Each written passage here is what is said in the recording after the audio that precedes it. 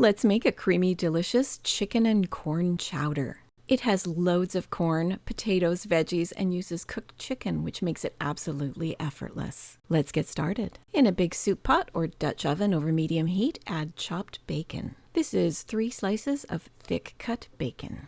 Cook that until done and then remove the bacon to a paper towel lined plate. Leave about 2 tablespoons of the bacon fat in the pot. Add diced onion, celery, and carrot. Cook until the veggies start to soften, about 5 minutes. Add 3 crushed garlic cloves and 2 tablespoons fresh chopped thyme leaves.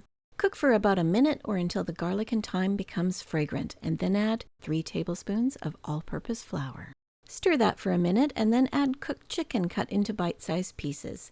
This is about 2 chicken breasts. Add 3 cups of frozen corn kernels. You can use fresh corn if you like.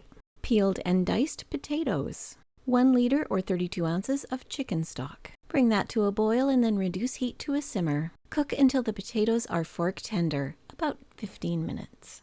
This is totally optional, but I like to randomly mash the chowder to make some smaller pieces. Add 250 ml or 1 cup of heavy cream and stir until heated. Add salt and pepper to taste. Last, I'll add half of the crumbled bacon.